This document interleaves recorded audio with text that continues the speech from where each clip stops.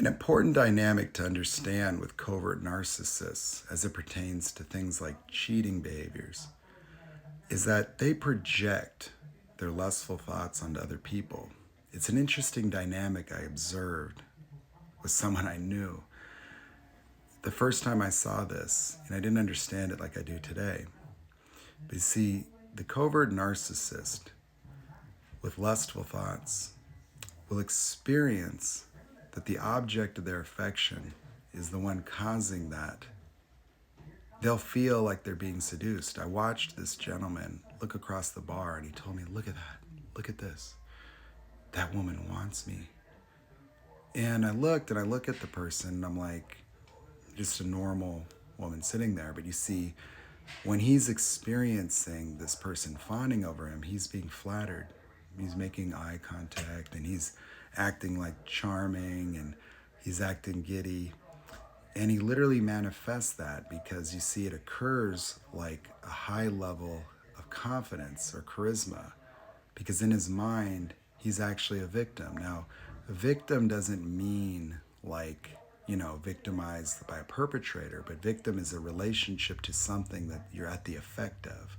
So he feels like he's being affected by her because his own feelings are being projected towards her.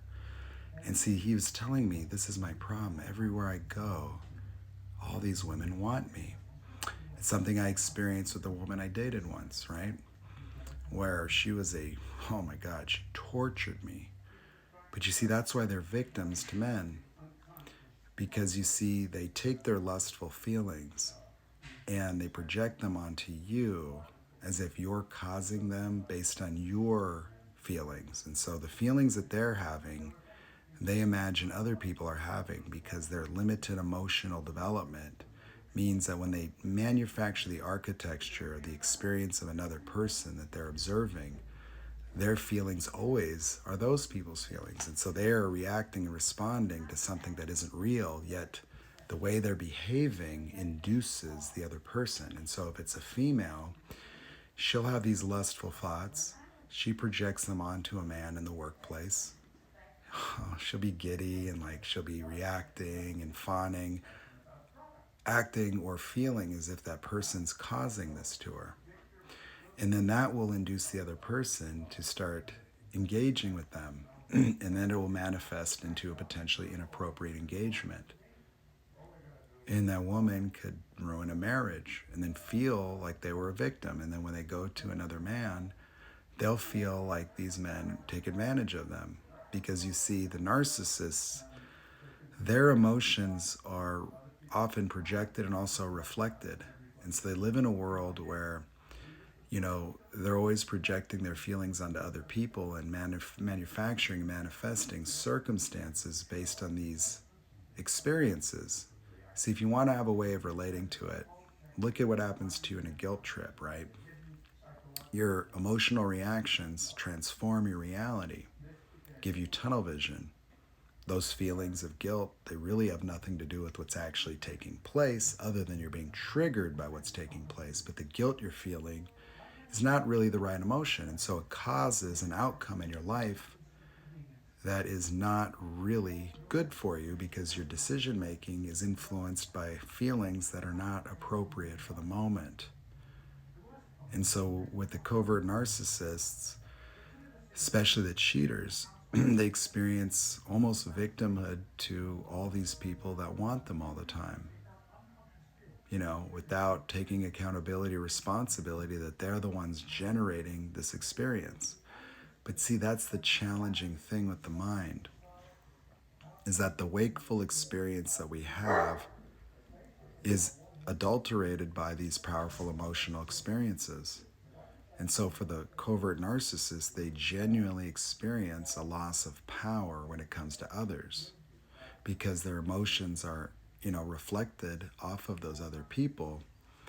And that's why they do all these bad things to you, is because when they're feeling hateful and angry, they project that onto you. And so you become such a bad person that they can justify, everything that they're doing to hurt you.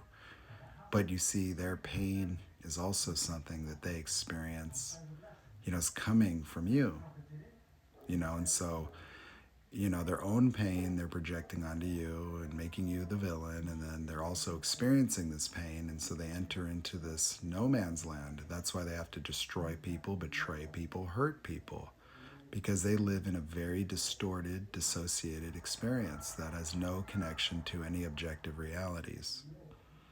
And that's why they're a menace. That's why they'll hurt and destroy people. That's why they'll wreck homes, marriages. That's why they'll seduce a man and then go to human resources. They will do that.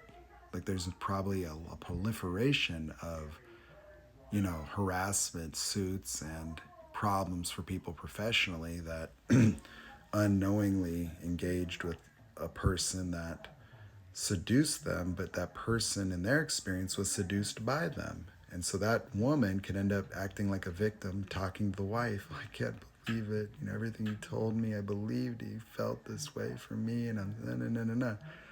And it's sick and it's unfortunate, but that's how it works. They experience victimhood in the form of being at the effect of other people, when in reality, they're just projecting the whole time. And they don't project intentionally. They project because when their mind generates the experience of the other person in their own mind, that's what they see. They see what they're feeling in other people. And that's very difficult for people to understand. That's why they always tell you how you're feeling, and ironically, it's always how they're feeling, because that's all they have.